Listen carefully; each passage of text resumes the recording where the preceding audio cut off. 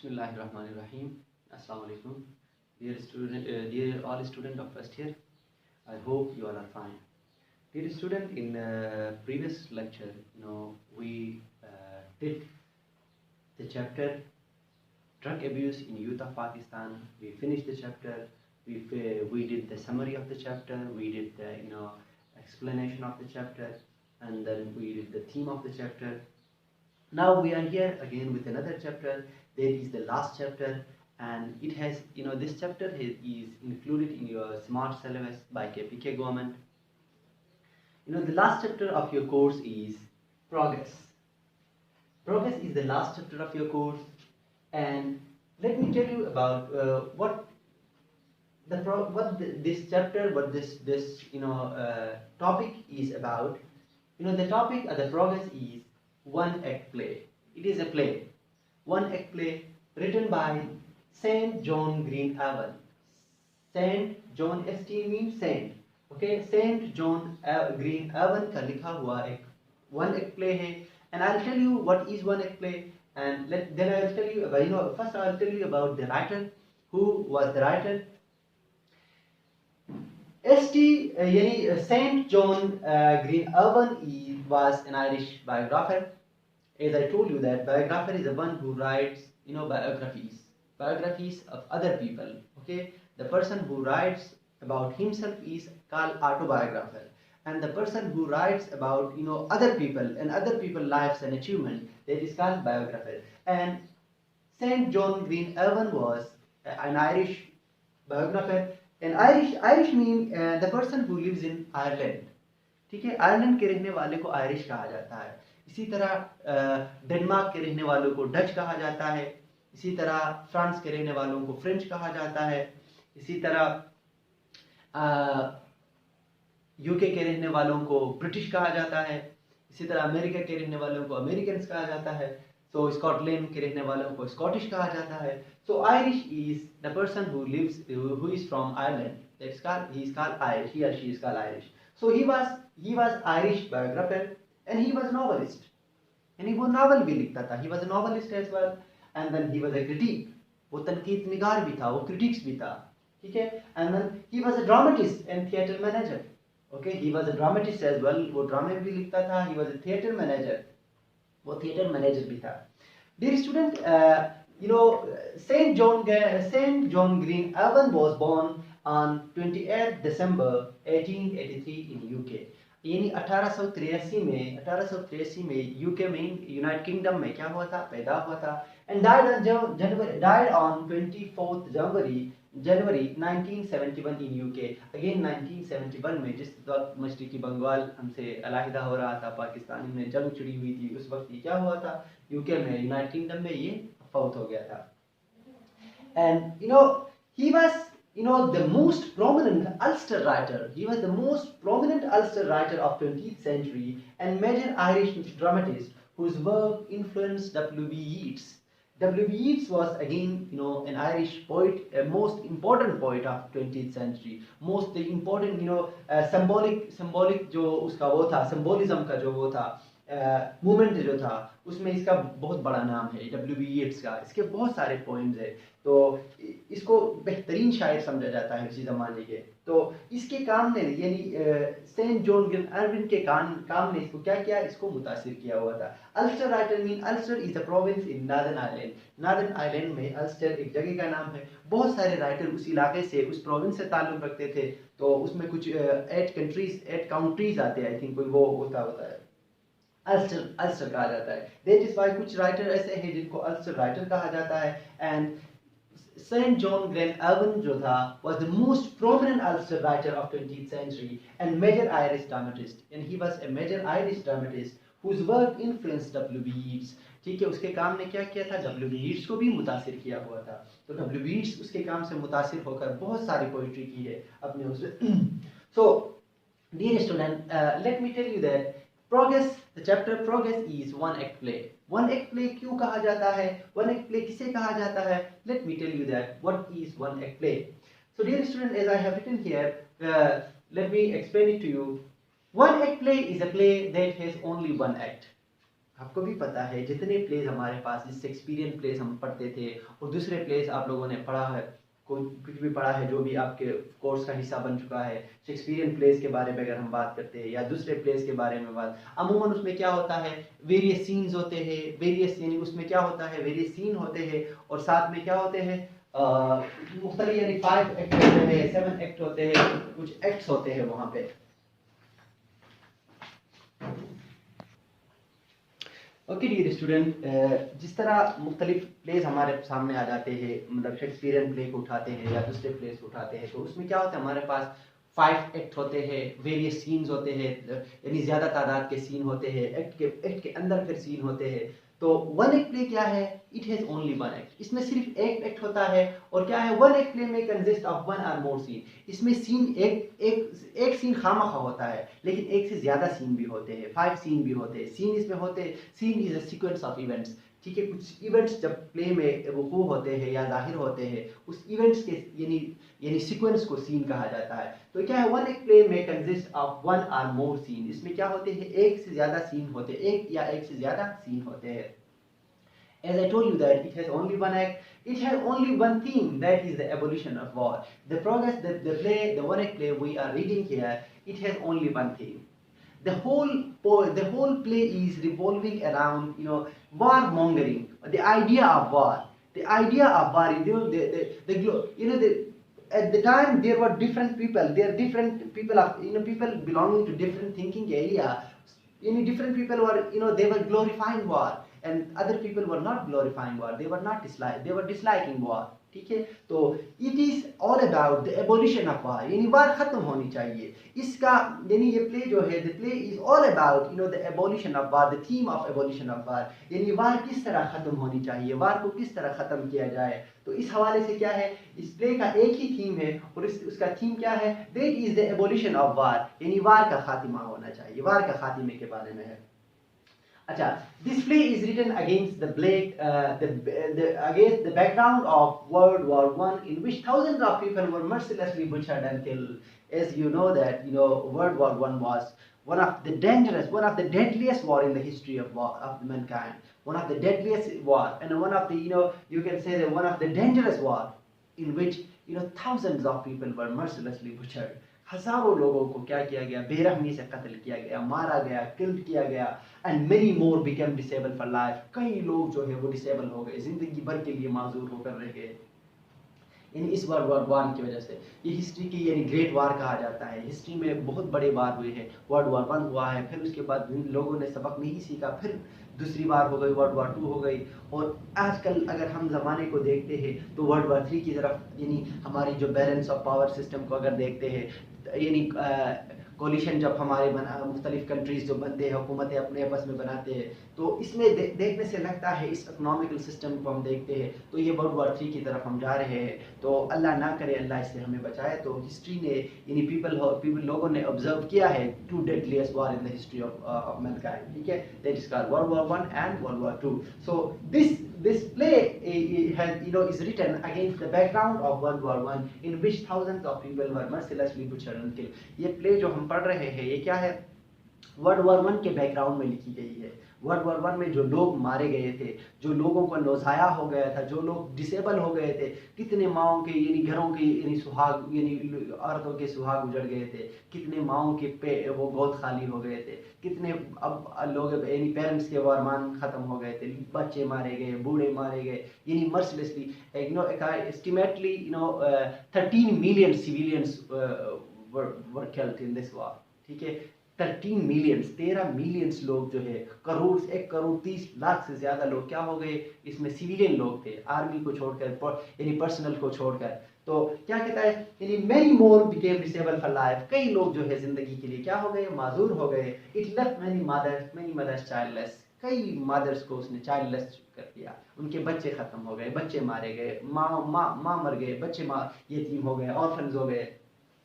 World war one destroyed the whole country completely, मुकम्मल यानी पूरी दुनिया को, पूरी यानी वर्ल्ड को उसने क्या किया था, world war one had destroyed the whole world completely, मुकम्मल दुनिया को उन्होंने मुतासिर किया हुआ था, क्योंकि इसमें बैलेंस ऑफ पावर सिस्टम आ गया था, लोग एक दूसरे के साथ यानी दोस्ताना बना के एक दूसरे की मदद के लिए आ गए। तो इसी तरह क्या हो गई, पूरी वार जो थी ओरिजिनेट हो गई थी यूरोप में और पूरी दुनिया में फैल गई। इवन पाकिस्तान सब कंटिनेंट, उस जमाने में हमारा वो नहीं हुआ था, डिवीजन नहीं हुई थी, तो हम सब कंटिनेंट का हिस्सा थे, हम भी इस वार में थे। हमारे बड़े आबा अजदाद से अगर वो ज़माने का कोई हो तो आप पता कर ले, वो भी सिविलियन लोग भी थे, आर्मी में भर्ती हो गए थे, वो भी फौज यानी जंग में हिस्सा ले चुके हैं इस जंग में। तो यानी world war one destroyed the whole world completely and affected countries could not become stable for a long time after that. यानी जो मुतासिरा ममालिक जो थे, जो उस जंग से बहुत ज़्यादा मुतासिर हो गए थे, मुतासिरा हुए थे, वो ममालिक कई सालों तक काफ़ी अरसे तक वो खुद को स्टेबल नहीं कर पा सके। So dear student, that this insensible devastation started devised reaction in social thinking. Common people started disliking war. ये जो हमने डिस्ट्रक्शन की बात की, डिस्ट्रक्शन की हम बात की, डिवास्टेशन की बात की, तो इस डिवास्टेशन की वजह से, इस डिस्ट्रक्शन की वजह से, इस डिस्टर्बेंस की वजह से लोगों में क्या हो गया, एक रिएक्शन पैदा हो गया, सिविलियन लोगों में एक रिएक्शन पैदा हो गया, and people started disliking the war. इससे पहले लोग क्या करते थे, वार को ग्लोरीफाई करते थे, ठीक है, वार is the ultimate solution for power, ठीक है। वो ये तो सोचते थे कि वार जो है हमारे पास पावर का, दुनिया में आगे बढ़ने का एक ही वाहिद जरिया है, वो वार है। लोगों के यानी वो क्या कर रहे थे, वार को ग्लोरीफाई करते, दे वर ग्लोरीफाइंग वार, वो वार को ग्लोरीफाई करते थे। यानी बहुत सारे राइटर हमारे पास ऐसे भी मिलते हैं जिन्होंने इसका मजाक बनाया हुआ है, और बहुत ज़माने में scientist were trying their best to make deadliest weapon बनाने की कोशिश कर रहे थे, ताकि in 1 second they want to destroy the whole nation, they want to destroy the whole country, मुकम्मल मुल्क डिस्ट्रॉय करना चाहते थे। तो इस तरह की चीज़ें डिवाइस करना चाहते थे, बनाना चाहते थे। क्यों? they were glorifying the war, they were in favor of war। वो क्या थे, जंग के फेवर में थे, वो जंग चाहते थे कि जंग में सुप्रीमेसी देखना चाहते, सुप्रीम बनना चाहते थे दुनिया में। तो ये क्या हो गया, इस डिवास्टेशन की वजह से, दिस इनसेंसिबल डिवास्टेशन की वजह से, as I told you that, कितने लोग मारे गए, कितने सिविलियन लोग मारे गए, कितने माएँ जो है वो यानी चाइल्डलेस हो गए, और कितने लोग डिसेबल हो गए, लोग अफेक्टेड कंट्रीज जो है कितने सालों तक यानी वो स्टेबल नहीं हो पाए इस डिवास्टेशन की वजह से, इस डिस्ट्रक्शन की वजह से। तो क्या हो गए, लोगों में एक सोच पैदा हो गई, सिविलियन लोगों में एक सोच पैदा हो गई, सोशल थिंकिंग पैदा हो गई, और उन्होंने क्या करना शुरू कर दिया, कॉमन पीपल स्टार्टेड डिसलाइकिंग वार। कॉमन पीपल क्या हो गए, यानी वार को नापसंद करना शुरू कर दिए। It was all about the theme and the introduction of one act play. Dear student, let me tell you the background of World War One। यानी पहली जंग अजीम की जो यानी कौन कौन से ममालिक इसमें शामिल थे और वजह क्या बनी थी, क्यों झगड़ा हुआ था, लड़ाई क्यों हुई थी, इस हवाले से हम बात करेंगे। Dear student, World War One, this is WW1 mean World War One, पहली जंग अजीम को कहा जाता है। World War One was originated in Europe that last from 18 July 1914 to 11 November 1918। यानी 28 जुलाई 1914 में एक जंग छिड़ गई, यूरोप में ओरिजिनेशन हो गई, उसकी इब्तिदा हो गई, और वो कब ख़त्म हो गई, 11 नवंबर 1918, 11 नवंबर 1918 को उसका खातिमा हो गया, ठीक है, उसका खातिमा हो गया। और ये जंग ऐसी थी यानी यूरोप में वो हो गई थी। इसके कुछ रीजन है, रीजन मैं आपको साथ शेयर करूंगा। Let me tell you introduction of world war. So it was the deadliest conflict in the history of mankind. इसे क्या कहा जाता है, it was the deadliest, it was the destructive, it was the dangerous, you can say it was the deadliest conflict in the history of mankind, with estimated 8.5 million army personnel death।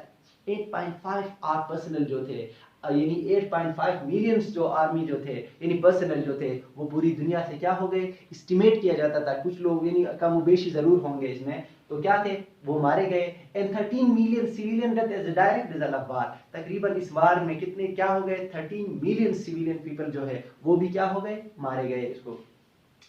This deadliest war was fought between two powers। इसमें दो power शामिल थे।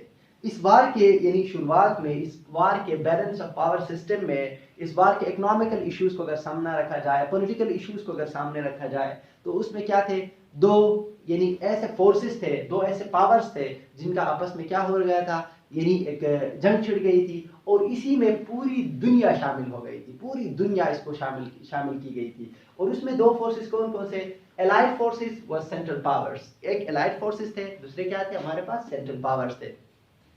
अब allied forces में हमारे पास थे, allied forces में हमारे पास कौन कौन से ममालिक शामिल हैं, France, UK, Russia, Australia, US, India and many more.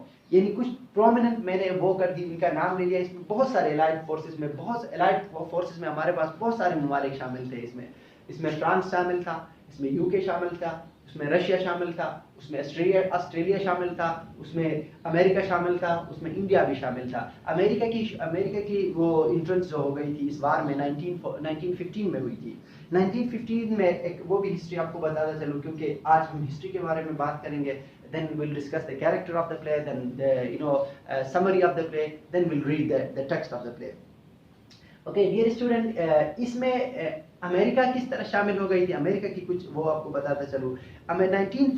7 जुलाई 1914 को अमेरिका से एक जहाज जो है, समंदरी जहाज, जिसका नाम लुजिटेनिया था। लुजिटेनिया क्या हो रहा था, लुजिटेनिया अमेरिका से यूके जा रहा था, समंदर में था। समंदर के बीचों बीच क्या हो गया, जर्मन टॉर्पीडो ने इस जहाज को क्या कर दिया, डबो दिया, उसको सुराख कर दिया। तो उसकी वजह से कितने लोग उसमें शामिल थे, आई थिंक 1170 कुछ लोग उसमें शामिल थे, 1170 लोग शामिल थे। लेकिन जर्मनी के फौज का, जर्मनी के लोगों का ये वो था, इनका आर्गूमेंट ये था कि ये क्या एक्सप्लोसिव जो मटेरियल जो है, या एक्सप्लोसिव जो पाउडर जो है, उसको क्या किया जा रहा है, यानी अमेरिका से इंग्लैंड ले जाया जा रहा है, यानी बारूदी मवाद लिया जा रहा है, सब्सटेंस, एक्सप्लोसिव सब्सटेंस को यानी इसमें लिया जा रहा है। एक्चुअली लुजिटेनिया वाज एक्चुअली लुजिटेनिया क्या था, एक्चुअली लुजिटेनिया जो था मुसाफिर बरदार जहाज था। ऐसा नहीं था कि उसमें कोई जंगी जहाज था या कोई एक्सप्लोसिव ले जाया जाए। लेकिन जर्मनी का ये तासुर था कि इसमें क्या है, एक्सप्लोसिव है, तो इसको क्या किया, समंदर के बीचों बीच इसको क्या किया गया, इसको यानी टॉर्पीडो से इसको सुराख किया गया, तो ये डूब गया समंदर में। तो इसकी वजह से अमेरिका क्या हो गई, ये भी इंटर हो गई जंग में। और इंडिया इस तरह शामिल हो गई। इंडिया चूंकि हम उसके तसल्लुत में थे, यूके के तसल्लुत में थे, यूनाइटेड किंगडम के हम तसल्लुत में थे, उसके गुलाम थे। एक्चुअली उसका वो था, कॉलोनी थी इंडिया। लेकिन इंडिया के लोगों को ये प्रॉमिस दिया गया कि हम क्या करेंगे, India UK promised Indian people that if they win the war, if they win the war, they will restore Ottoman Empire. वो क्या करेंगे, अटमन एम्पायर को बहाल करेंगे, सल्तनत उस्मानिया को बहाल करेंगे। उनका ये प्रॉमिस था। जब जंग जीत गए तो यूके ने उसको टुकड़ों में तकसीम कर दिया अटमन एम्पायर को। क्योंकि अटमन एम्पायर क्या था, हालांकि वो मुसलमान मुल्क था अटमन एम्पायर, हालांकि हमें उनका साथ देना चाहता है, being a Muslim country, being a Muslim dominated people, तो अटमन एम्पायर के खिलाफ ना हमने लड़ाई शुरू कर दी। लेकिन हमारे यहाँ मकसद ये था कि हमारे साथ वादा किया गया था कि हम अटमन एम्पायर को क्या करेंगे, बहाल करेंगे, रिस्टोर करेंगे। लेकिन actually it was a false promise. Okay, इसमें रशिया था, इसमें ऑस्ट्रेलिया था, इसमें यूएस था। I told you why they came into war. And then in central powers, हमारे सेंट्रल पावर्स में हमारे पास कौन कौन थे, सेंट्रल पावर में हमारे पास जर्मनी था, सेंट्रल पावर में हमारे साथ ऑस्ट्रिया था, एंड सेंट्रल पावर में हमारे साथ बल्गारिया था, ऑटोमन एम्पायर था। बल्गारिया और ऑटोमन एम्पायर इसमें हमारे साथ शामिल थे। डियर स्टूडेंट, आपको ये भी बताता चलूं कि इसमें यानी ऑटोमन एम्पायर साथ में जर्मनी, ऑस्ट्रिया, ये क्यों इस तरह, यानी एक्चुअली ये जो वर्ल्ड वार शुरू हो गई थी, ये बाल्कन स्टेट की वजह से शुरू हो गई थी। Balkan state in Austria, Bulgaria, Belgium, ये सारे ममालिक जो थे बाल्कन स्टेट कहा जाता है इनको। इन बाल्कन स्टेट की वजह से ये जंग क्या हो गई थी, छिड़ गई थी। इस तरह हो गया था कि ऑस्ट्रियन किंग जो था उसको क्या किया गया, उसको फ्रांस फ्रांस फेर्डिनेंड जो था वो ऑस्ट्रियन किंग जो था उसको बोस्निया में 1914 को, जब वो जून 1914 को बोस्निया चला गया तो बोस्निया में उसको एसेसिनेट किया गया। He was assassinated due to the assassination. बहुत सारे लोगों का ये ख्याल था कि ये जंग की शुरुआत जो है वो इस वजह से हो गई थी, एसेसिनेशन ऑफ फ्रांस फेर्डिनेंड को, उसकी उसकी उसकी कत्ल गारत से, उसको एसेसिनेट करने की वजह से ये जंग छिड़ गई। बहुत सारे लोगों का ये तासुर था कि बैलेंस ऑफ पावर की वजह से ये जंग छिड़ गई, क्योंकि एक मुल्क दूसरे मुल्क के साथ कोलिशन बनाता था, उसकी वजह से बैलेंस ऑफ पावर को देखा जाता था, दूसरे इकोनॉमिकली दूसरे आगे जाने की कोशिश करता था, तो इस वजह से क्या हो गई, आपस में जंग छिड़ गई। लेकिन कुछ रीजन ये है कि जिसको मैं आपके साथ शेयर करता हूं। 1914 जून 1914 को फ्रांस फेर्डिनेंड जो है ऑस्ट्रियन किंग था है, ठीक है, ऑस्ट्रियन किंग को क्या किया गया, बोस्निया में उसको कत्ल किया गया। अब बोस्निया में कत्ल करने के बाद सर्बिया को एक्यूज किया, यानी एक्यूज सर्बिया को एक्यूज किया, ऑस्ट्रिया हंगरी अटैक सर्बिया, यानी जब उसको ऑस्ट्रिया को, जब सर्बिया को सर्बिया बल्कन स्टेट्स, सर्बिया को जब इसमें एक्यूज किया गया, इल्जाम यानी उसको मुल्जिम ठहराया गया, तो हंगरी ने क्या कर दिया, हंगरी और ऑस्ट्रिया ने उस पे, हंगरी और ऑस्ट्रिया ने सर्बिया पे हमला कर दिया। सर्बिया ने क्या कर दिया, चूंकि सर्बिया जो था रशिया के नजदीक था, तो रशिया से इसने हेल्प मांगी। रशिया से क्या कर दिया, Serbia sought help from Russia. On the other hand Austria and Hungary sought help from Germany. Actually ये था कि ऑस्ट्रिया और जर्मनी हेल्प, ऑस्ट्रिया ने जर्मनी से हेल्प इसलिए मांगा क्योंकि उनकी जो कल्चर थी वो सेम थी, उनकी लैंग्वेज सेम थी, और इनके दरमियान एक मुआहिदा भी हुआ था कि अगर कहीं पे कोई दूसरा मुल्क आप पे हमला करेंगे तो ये मेरा फर्ज बनता है कि मैं आपकी क्या करूं, हेल्प करूं। तो इस सूरत में क्या हो गया, इधर बोस्निया ने, इधर सर्बिया ने रशिया से मदद मांगी तो रशिया वार में आ गया, दूसरी तरफ हंगरी और ऑस्ट्रिया ने क्या कर दिया, जर्मनी से मदद मांगी तो जर्मनी भी आ गया। Collectively they attack, Germany, Austria और बल्गारिया ने, जर्मनी, ऑस्ट्रिया और हंगरी ने क्या कर दिया, कलेक्टिवली अटैक सर्बिया, उन्होंने क्या कर दिया, सर्बिया पे अटैक किया। और इस सूरत में क्या हो गया, रशिया भी दरमियान में आ गया। जब रशिया दरमियान में आ गया तो इनके दरमियान रशिया और फ्रांस के दरमियान यूके फ्रांस रशिया इनके दरमियान ऐसा मुआहिदा भी हुआ था कि अगर जंग की सूरत में हम दूसरे क्या करेंगे, मिलकर एक दूसरे की मदद करेंगे। तो यही मुआहिदा जो था, ये बैलेंस ऑफ पावर्स का सिस्टम था, ठीक है। इसी वजह से क्या हो गया, ये सब शामिल हो गए। अब चूंकि यूके जो था, इसमें एक और बात है कि जर्मनी जब वहां पे पहुंच गया, इंग्लिश चैनल पे जब पहुंच गया, क्योंकि उस जमाने में जर्मनी जो था उसकी समंदरी फौज बहुत ज्यादा स्ट्रांग थी। अब इस तरह है कि जर्मनी जब बल्गारिया को वो करने के बाद, ठीक है, बल्गारिया के साथ वो जब शामिल हो गया, तो ऑलरेडी बल्गारिया तक जब पहुंच गया, तो बल्गारिया चूंकि इंग्लिश चैनल के एक साइड पे बल्गारिया है, दूसरे साइड पे इंग्लैंड है। अब ये बात हो गई कि इंग्लैंड शुरू में थोड़ा पीछे था, जब जर्मनी समंदर की हुदूद तक पहुंच गया तो इंग्लैंड को ये खतरा महसूस होने लगा, क्योंकि ये समंदरी फौज जो है जर्मनी की स्ट्रांग है, अगर ये इंग्लिश चैनल तक पहुंच जाता है तो ये क्या करेगा, ये फिर हम पे भी अटैक कर देगा, हमारे लिए भी नुकसानदेह है। तो यूके ने भी क्या कर दिया, डायरेक्ट वॉर में शामिल हो गया। बस पूरी दुनिया जो है इस जंग की लपेट में आ गई। तो it was all about world war one, पहली जंग अजीम के बारे में मैंने आपको बता दिया कि कुछ लोगों का ये तासुर है, लोग कहते हैं कि बैलेंस ऑफ पावर्स की वजह से, इकोनॉमिकल इश्यूज की वजह से, और कुछ लोगों का ये था कि फ्रांस फर्डिनेंड जो था, ऑस्ट्रियन जो किंग जो था, उसको सर्बिया में जब बोस्निया में जब कत्ल किया गया तो सर्बिया पे इल्जाम रखा गया, और इस इल्जाम की वजह से क्या हो गया, हंगरी और ऑस्ट्रिया ने सर्बिया पे हमला कर दिया। तो सर्बिया चूंकि रशियन कंट्रीज में आ जाता है, रशियन उसके साथ ताल्लुक था, रशियन के साथ मुआहिदा था, तो रशिया से जब मदद मांगी, इधर ऑस्ट्रिया और दूसरा मुल्क जो है हंगरी जो है, चूंकि ये उनकी लैंग्वेज सेम थी, जर्मनी के साथ सकाफत सेम थी, तो इस वजह से उसका इखलाकी फर्ज बनता था कि वो उनकी मदद करे। तो उनकी मदद के लिए जब आ गया तो सर्बिया पे हमला हुआ, तो इधर से रशिया आ गया, तो दूसरे पूरी दुनिया तकरीबन यूएस, जिस तरह मैंने as I told you that US किस तरह आ गया, यूएस जर्मनी की उस हरकत की वजह से आ गया। इंडियंस लोगों के साथ वादा किया गया था कि ऑटोमन एम्पायर को हम क्या करेंगे, यानी हम बहाल करेंगे, लेकिन बाद में नहीं किया गया। तो दूसरे साइड में हमारे पास सेंट्रल पावर में हमारे पास जर्मनी है, ऑस्ट्रिया है, बल्गारिया है, ऑटोमन एम्पायर है। ऑटोमन एम्पायर मीन सल्तनत उस्मानिया। तो ये जो था क्या था, it was all about world war one, history of world war one. और as I told why I discuss यानी world war one, because this play is written against the background of World War I, in which thousands of people were mercilessly butchered and killed. क्योंकि ये कहानी जो है, ये play जो है, one एक प्ले जो है, इसके बैकग्राउंड में लिखी गई है। बैकग्राउंड में, इसकी बैकग्राउंड में क्या हो गई है, इसकी बैकग्राउंड में लिखी गई है, जिसमें हजारों लोग, जिसमें लाखों लोगों को क्या किया गया, मर्सिलेसली कत्ल किया गया, मारा गया। बहुत सारे लोगों के घर उजड़ गए, बच्चे मर गए, हस्बैंड्स मर गए, ठीक है, वाइफ मर गए, मदर्स चाइल्डलेस हो गए, यानी लाखों की तादाद में लोग डिसेबल भी हो गए। तो इस वजह से मैंने इसको डिस्कस कर दिया। That's why I discuss world war one with you people. So dear student, will discuss the characters now. Dear student, इस वन एक्ट प्ले में हमारे पास 3 मेजर कैरेक्टर्स है, यानी the whole story is revolving around 2 major character, but there is again a supportive character, that is we will discuss the character is there are 2 main characters। इसमें कौन कौन से हैं? इस प्ले में हमारे पास 2 main characters है।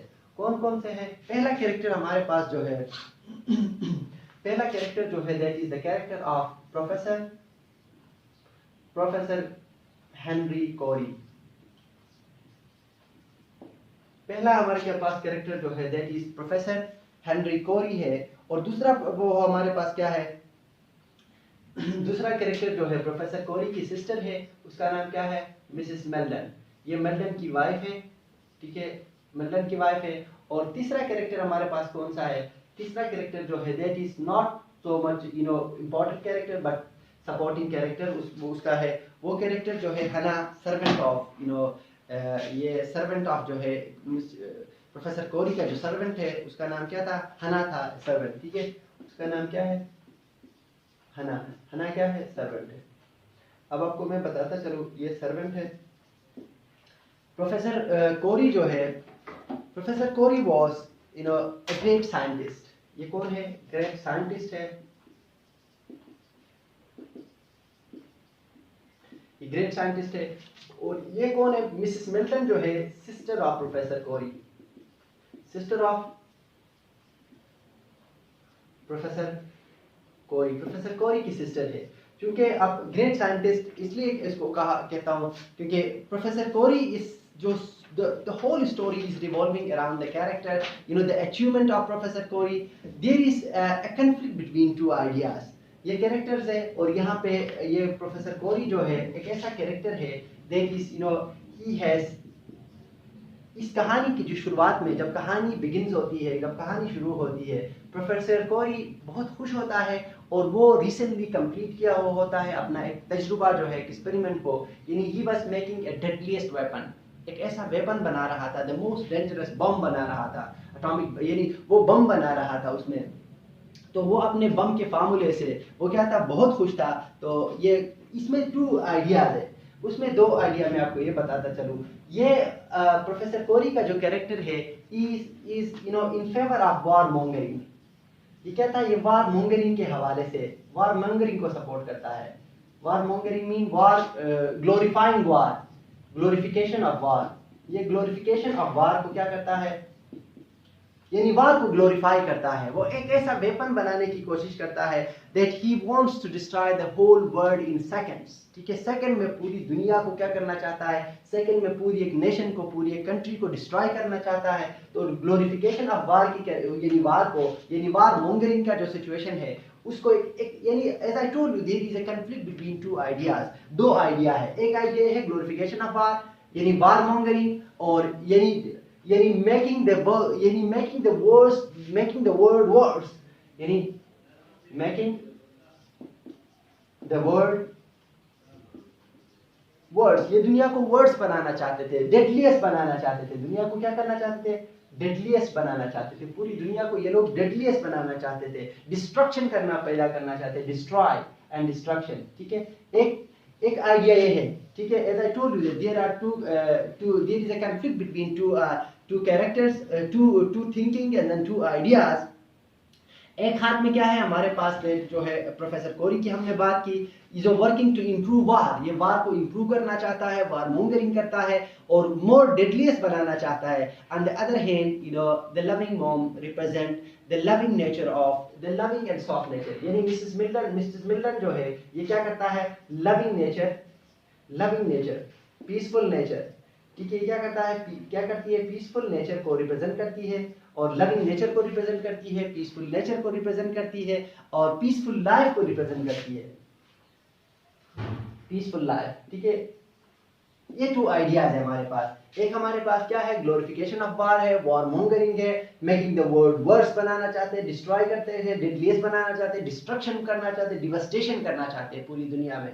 On the other hand we have loving nature, peaceful nature and यानी पीसफुल लाइफ के बारे में हम बात करेंगे, क्योंकि ये दो कैरेक्टर्स हैं, इन दो कैरेक्टर के दरमियान there is a conflict between these two characters which represent two ideas, ठीक है। Professor Corey on one hand represent the deadliest warmongering and glorification of war, the destruction and devastation of the world, the worst को represent करने वाला character कौन है, he is a scientist although, but he represents here in this play, he represents warmongering, he represents war glorification, he represents the deadliest and destruction, devastation of the world. On the other hand we have Mrs. Milton है जो कि उसकी sister है, Milton की wife है, क्योंकि यानी loving nature, peaceful nature, motherly nature, you can say motherly nature. इस सूरत में हम इसको कहेंगे कि जिस तरह एक मदर अपने बच्चे के लिए जिस तरह रहमदिल होती है, जिस तरह रहमगीन होती है, इसी तरह प्रोफेसर यानी मिसेस मिल्टन की कैरेक्टर जो है वो ह्यूमैनिटी की मदद जो है, ठीक है, वो क्या करती है, ह्यूमैनिटी की मदद के लिए for the sake of human benefit, या for the sake of well being of human, यानी यहाँ पे इस कैरेक्टर को ये कैरेक्टर रिप्रेजेंट करती है इस पूरे प्ले में। तो ये दो कैरेक्टर की क्लैश को हम पढ़ेंगे इंशाल्लाह in the in next class we will discuss the summary of the play, then we will read and explain the idea, explain the text to you people. I'll explain the text to you people, although you must keep in mind that in this play there is a conflict between two ideas. The idea there is the idea of Professor Corey, Henry Corey, and the idea of Mrs. Meldon. अब Mrs. Meldon और Professor Corey के दरमियान दो ideas चल रहे हैं और there is a conflict. The whole story revolves between two ideas, due to thinking of Professor Corey and Mrs. Meldon. Mrs. Meldon के सोच और उसके दरमियान क्या है, एक क्लेश है, एक क्या है, कन्फ्लिक्ट है, और ये कन्फ्लिक्ट लास्ट में जाकर रिजॉल्व होती है। तो इंशाल्लाह हम इसको पढ़ेंगे। Dear student, I hope you understood the lecture, and in the next class inshallah we will do the summary of the play, one act play, and then we'll read the text to you, and I will explain it to you. Well, thank you so much student, it is enough for today.